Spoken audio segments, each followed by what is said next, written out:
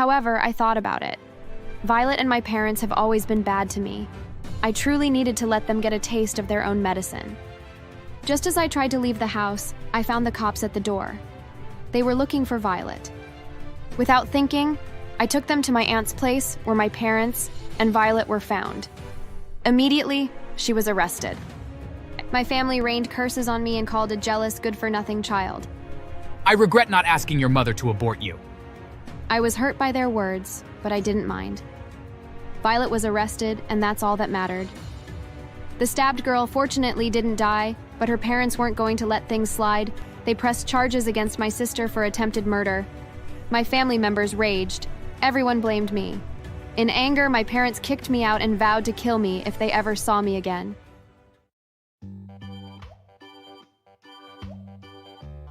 Hi there. I'm Samantha Gary, aged 24 and preparing for my marriage to Henry, a man I've been with for over 6 years. We met during the time I was struggling, after getting kicked out by my family. You're wondering the reason I was kicked out, aren't you? Even more, at such a young age of 18. Well, I was born 2 years after my elder sister, Violet. You could say we were very different from each other. While Violet took our mom's ethereal beauty, I took my father's average looks. That kind of gave my sister an upper hand, as everyone preferred her to me. Our mom saw her as her mini self, so she mostly tried to make them look the same. Whenever we were attending a party, she would dress Violet in the same dress as her. They would wear the same pair of shoes and even bags, while I just wore regular clothes. Our extended families were even worse. My mother's family absolutely adored Violet. According to my grandparents, she reminded them of when my mother was a little child. Of course, they treated her differently from how I was treated. You would think, because I looked like my dad, he and his family members would treat me specially, the same way my mom and her family did to Violet. But that didn't happen. My dad was equally as obsessed with Violet as my mother. Whenever he shopped for us, he would often get her more colorful and feminine dresses, while he bought me whatever. His family was no different. Just because I looked like my father didn't make me any less girly, but it seemed as though they were ignoring that. While they taught Violet how to knit and all, they'd ask me to go play with my male cousins.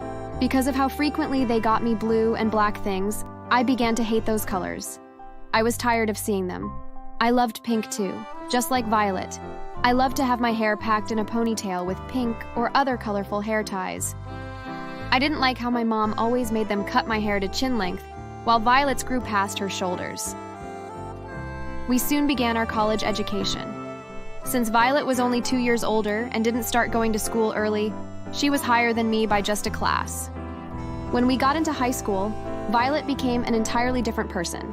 At school, she was wild. She was growing to be even more beautiful, and it was getting into her head. She was considered the most pretty girl in the school. Everyone wanted to be friends with her, disregarding the fact that she already chose her own squad. Surprisingly, the school authorities also seemed to favor my sister over others. Her uniform fitted her the most. Every time I looked at her in the miniskirt and shirt that looked like it had been specially sewn for her, I wondered if they'd intentionally given me the ugly uniform I had. My skirt went past my knees and my shirt was so big and ugly.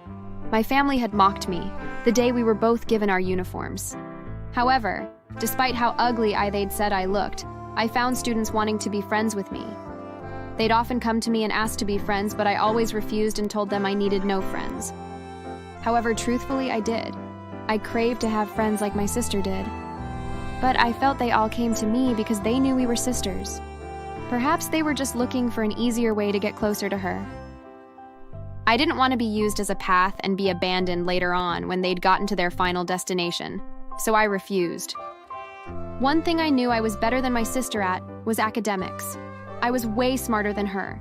She was the perfect definition of beauty without brains, as she was always struggling to be in the top 10, while I barely came second. I was always topping the class, but my parents didn't seem to care about that. Whether my sister was intelligent enough, all they cared about was making her look beautiful and get people's attention. In our second year in high school, the school decided to have a party. I was 15 then, and Violet was 17. Luckily, I was among those allowed to attend, since it was a party for those over 14 years of age. Violet refused my parents' shopping for what she would wear and asked that she be given the money instead. Without arguing, they gave her enough money to shop. Seeing that, I also told them I wanted to shop for myself, but they refused. Don't compare yourself to your sister who's more mature and fashion inclined than you. If you're insisting to shop for yourself, then we're going to give you only half of what we gave your sister. I wasn't pleased, but I also didn't want to wear any blue ugly dress they planned to buy for me. So I agreed to receive only half. I believed I'd find a way to make it worth it. They gave it to me, and I went to a boutique I'd been wishing to shop at. When I got in, I met a beautiful lady at the front desk and greeted her politely. She asked what I need, and I was quiet for a moment. I needed to buy beautiful clothes to look pretty too, but I didn't know how to explain it to her. So I decided to tell her everything my parents have been doing to my sister and I. I was only given this amount, but I hope it's enough to get me clothes that would make me look pretty. Oh, lovely. I was once a victim of favoritism too. I'm glad to be in this position. Come with me. They're all going to be mesmerized when they see you. She took me to a beautiful section of the boutique and had me try on different beautiful and glittering dresses. Eventually, I settled for a pink ball gown that had sparkling stones attached to it. I looked just like a princess in it. She also got me matching silver shoes and a small pink bag. I was elated, but also scared. They're beautiful, but I don't think my money would be enough to pay for it. Oh no, darling. That money is going to be used to buy the ugly dress your parents expect you to buy. She gave me an ugly-looking black and blue dress and packaged it in a bag. She gave me the other dress, shoes, and bag without collecting a dime, and advised me to hide it from my parents. And I did. I returned home when neither of them was around and hid the dress in a place where I knew they'd never check. When they returned home and we showed them the clothes we got, they mocked mine. Violet's clothes were pretty, but I was happy that they weren't as elegant as mine. On the day of the party, I wore the ugly one and took the pretty one to the ladies' boutique. She allowed me to change there and even helped me with a soft touch of makeup. At the party, everyone's attention was on me. I could see Violet's anger when everyone ignored her and praised me for being so beautiful. After the party, we headed home and my parents were shocked. In anger, my mom took the clothes and shredded it to pieces, yelling and cussing at me for trying to compete with her daughter. I felt bad, but I let it slide and simply went to my room to sleep it away. The next day at school, more people asked to be friends with me, but I refused all. I didn't want that much attention. Years flew by and I clocked 18. We were done with high school. Violet was in college already while I was preparing for my entrance exams. One day, Violet returned home looking disoriented and scared. Her whole body was trembling and she had bloodstains on her hands and clothes. My parents, concerned and scared, asked to know what happened after managing to keep her calm. It was then that she revealed the shocking news. While having a fight with a girl because she insinuated Violet wasn't beautiful, she'd accidentally stabbed her in the stomach with a pen. She absconded, leaving the girl bleeding, and didn't know if the girl was dead. My parents were shocked and thrown into a state of panic. They paced about, wondering what to do. You have to hide. I'll take you to Jessica's house and explain this to her. Until we figure this out, you mustn't leave there. I was shocked. How could it treat a serious case like that so delicately and not even tell Violet that she was wrong? Are you not going to tell her she's wrong? They eyed me maliciously and dared me to say a word about it to anyone. Together, they left the house with Violet, and straight to my father's sister, Jessica, who seemed to cherish Violet even more than my parents. I headed to the boutique lady. Over the years, we'd become close, and I confided in her a lot. I told her about what happened. Go to the police and tell them. This is your only chance to get revenge and teach those parents of yours a lesson. I did oppose and returned home. However, I thought about it. Violet and my parents have always been bad to me. I truly needed to let them get a taste of their own medicine. Just as I tried to leave the house, I found the cops at the door. They were looking for Violet. Without thinking, I took them to my aunt's place where my parents and Violet were found. Immediately, she was arrested. My family rained curses on me and called a jealous, good-for-nothing child.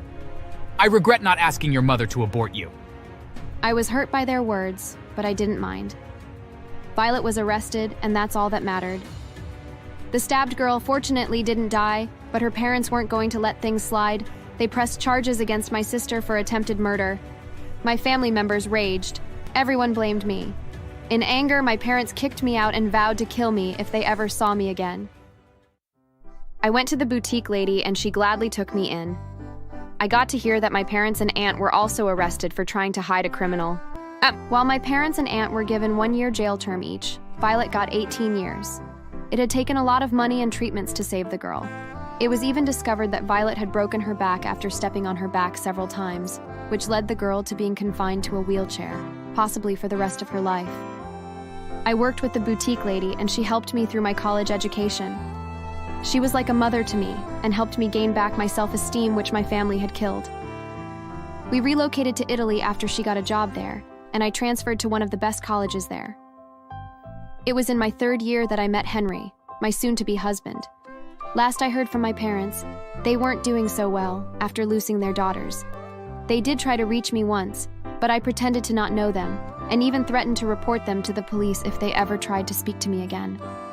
Heard my mom is miserable after my dad had stroke, and she is the one taking care of him with no support from anyone. They are both so lonely, serves them right. Of course, the boutique lady, who I now address as Mom, is going to stand in as my mother on my wedding day. I also plan to give my first child her name, but she doesn't know that yet. It's going to be a surprise, and I can't wait to see her reaction. Thanks for watching. Please subscribing is $0. That is, until I had had enough. Both Toby and my mother showed up late one night and began pounding on my door and screaming that I was an ungrateful and useless son and started destroying things outside my house. I had been expecting them to show up and had bought a taser gun. As quickly as I could, I opened the front door to my house. When they saw me with a gun, they started running. But I chased after them and tased them both.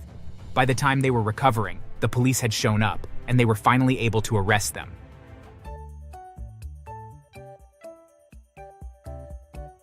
Hey there, my name is Kai, and I have a very unique situation.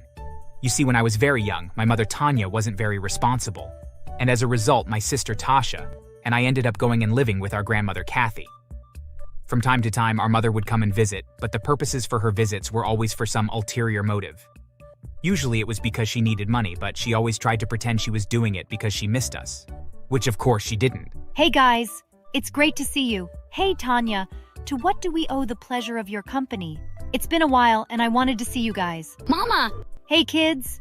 Tanya, what is the real reason that you are here? Well, yes, if you can spare some cash. I'm a little low. My grandmother rolled her eyes, but eventually did give my mother some money. Quite literally, shortly after she was given money, my mother left. Sadly, it was always like that.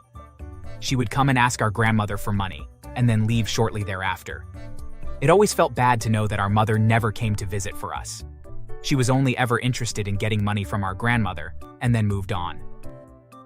As we grew up, the visits were far more focused on just getting money, and our mother became more honest about what she was visiting us for. Even the few times that we've seen her on holidays, it was all the same thing. Hey Mama, Merry Christmas! Yeah, whatever. Hey Mom, I need money. More? You came last month and asked for money. What do you need it for? Mind your own business. Just give me the money. Eventually, I stopped wishing that my mother would come and visit. I realized that she clearly didn't care about my sister and I, but only ever wanted money. As I grew up, I came to realize that my mother had drug problems and that she needed the money to pay for her habit. Knowing that did humanize her, but that didn't really make it any better. When I was 15, we had a huge scare. The police called my grandmother and told her that they had found my mother passed out in the streets. She had overdosed and nearly died on the street. For a few weeks afterwards, she was in and out of the hospital. Hey, listen to me. I need money. Tanya, what makes you think that we would give you money? You need help, not money so that you can get more drugs. You bitch, just give me what I want. We were forced to call the police on her, and after a struggle in which our mother broke an officer's nose. The cops then used their batons to knock her unconscious. It was incredibly embarrassing. After that, we didn't hear from our mother for many years. During those years, Tasha and I grew up and went off to school. Our grandmother helped us pay for school to make our lives much easier.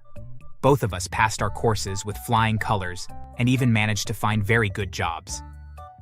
Once we were doing well for ourselves, we moved out, but we would visit our grandmother often. One day, though, we went home and found our grandmother had passed away. She had had a heart attack in the middle of the night and passed away. We were heartbroken, but we had always known that this would happen one day. Luckily, she had told us what she had wanted, and so we were able to make preparations for her service very easily. Her funeral was beautiful, and many people came to mourn her passing. A few days after the funeral, our grandmother's lawyer contacted my sister and I and asked us to come to his office to hear the reading of the will. Honestly, we had always known that our grandmother had some money, but we never imagined that she would be loaded. Apparently, our grandfather had owned several businesses when he was younger and had sold them and put all that money into investments that he and our grandmother lived off of until they had both passed away. At any rate, now that she had passed, our grandmother had her lawyer divide them up equally and give half to each of us, along with a couple of properties. Both Tasha and I were blown away. We weren't exactly poor, but this inheritance easily made our lives 1,000 times easier. I was given the house that we grew up in, and with some of the inheritance that I had been given, I began to renovate it a bit so that it was more in line with my style. I had contractors and workers coming in and out the house. So many, in fact, that I hadn't learned most of their names until one day I noticed one guy that was working on the bathroom, and he was installing the wrong kind of tile and had painted the walls the wrong color. I was annoyed, of course, but I had just assumed that it was miscommunication, and so I spoke with him to find out where the error had occurred. Hi there. So listen, you're doing great work, but this bathroom is all wrong. The walls are meant to be a much lighter color, and the tiles are also meant to be a light gray and not black like you've installed. I'm sorry, but I'm just doing what the owner told me to do. That's not possible, as I'm the owner, and this isn't what I asked for. Can you show me who told you to do it this way? The man was very confused, but he led me downstairs to the kitchen, where an older man was speaking loudly into his cell phone. The worker pointed at the man and indicated that he was the owner, to which I thanked him and instructed him the proper way that the bathroom was to be redone before finding out who this stranger was. As I walked up to him, the odd man looked at me with contempt and sneered. "Who the hell are you, and what are you doing speaking to the workers? If you don't leave right now, I'll have you arrested for trespassing." "And how can I be trespassing on my own property? Who the hell are you, and what gives you the right to tell my workers what to do?" Just then, my mother walked into the kitchen. She looked very worn out and quite a bit heavier than the last time that I had seen her. I knew that this was going to be something very annoying. Oh, it's you. What are you doing here? "Hello, Mother. I'm here because I inherited the house. Why are you here, and who is this guy?" This is my fiancé, Toby, and there is no way that this is your house. My mother passed away, and as her only child, that means that everything that was hers is now mine. "That's not how things work, Mom. Grandma left this house to me in her will. She didn't leave anything to you because she knew that you would just squander it and sell it for drugs." How dare you speak to me that way? This is my house, whether you like it or not. I wasn't listening to her anymore, and so I took out my phone and called the police. As soon as Toby realized what I was doing, he tried to wrestle the phone away from me. He tried to slap me, and when I kept dodging him, he then tried to kick and punch me. I can only imagine how the conversation sounded on the other end of the telephone. But thankfully, they sent out a squad car that pulled up to the house. Toby and my mother began to look panicked when the police showed up. They looked like they were about to run when the officers pulled them aside and began questioning them. 2 other officers pulled up and began speaking with me, and after I showed them the copy of the will that I had been given, they then began trying to talk to my mother and Toby and get them to leave.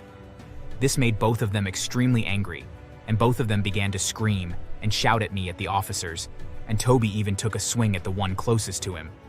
The officer was struck on the chin and fell down, but immediately got back up, and along with the other officers, they threw my mother and Toby into the back of their squad car and drove off. I thought that that was the end of it, but the next day, both of them were back and they were harassing the workers, and when they saw me, Toby charged at me and tried to punch me, but I managed to dodge his blow and shoved him so hard that he fell on his ass. I then called the police and had them taken away again, but this time, I made sure that the police took my full report on what had happened, and I filed for a restraining order against them. I wasn't going to take any chances with them. I knew what my mother was capable of. The next day, I got a call from Tasha saying that our mother and Toby were doing the same thing to her at her place. I didn't understand how they managed to be out police custody twice. Our mother was screaming that the will that we both had been witnesses to was a fake, and that if we didn't give her what she felt she was owed, that she would sue us into oblivion, and that she would leave us broke and penniless. Both Tasha and I knew that she was full of crap, and that if she dared to challenge the will that she would lose, and so we went to our grandmother's lawyer and asked them to represent us. Weeks later, we were dragged into court, but it didn't take long for the judge to see that the will was legitimate and that our mother was merely crazy, and had just assumed that, as her mother only had the one child, that she just automatically inherited everything. The judge tried to explain that that simply was not the case, but our mother began to have a full-blown tantrum and screeched in court that the judge didn't know what he was talking about. After a couple minutes, the judge had the guards put our mother and Toby in jail for being in contempt of the court. They fought like hell, but the officers overpowered them. She was jailed for 1 week. Once she got out, my mother began to call my sister and I, threatening us and constantly trying to get us to give in and give something. At first she wanted our entire inheritance, but the longer we denied her, she slowly began to pivot and just ask for some money instead. Both Tasha and I had agreed that she didn't deserve anything and stonewalled her. More than once, she and Toby would try to come to our homes and intimidate us, but they always left before the police would show up to enforce the restraining order. That is, until I had had enough. Both Toby and my mother showed up late one night and began pounding on my door and screaming that I was an ungrateful and useless son, and started destroying things outside my house. I had been expecting them to show up and had bought a taser gun. As quickly as I could, I opened the front door to my house. When they saw me with a gun, they started running. But I chased after them and tased them both. By the time they were recovering, the police had shown up, and they were finally able to arrest them. Because of their repeated harassment of us, the court decided to sentence them to a year in prison. Few months into their prison sentence, I heard rumors of how my grandmother's ghost will torment my mother in prison. People also told me that when they were finally released, that they had been forced to live on the street. Since they didn't pay their rent because they were in prison, their landlord had sold all their belongings and had evicted them. I have no doubt that the two of them ended up breaking up as well. Although what became of them after that, I have no idea. As for my sister and I, we are just enjoying our lives, and I'm happy to say that my sister is currently engaged, and I have no doubt that I'll be an uncle within a year or so. Thank God we had such an amazing grandmother who was there to support us, and that we weren't reliant on our mother. Thanks for watching. And make sure to subscribe and leave a comment down below saying I subscribed, and we will try our best to reply to your comment.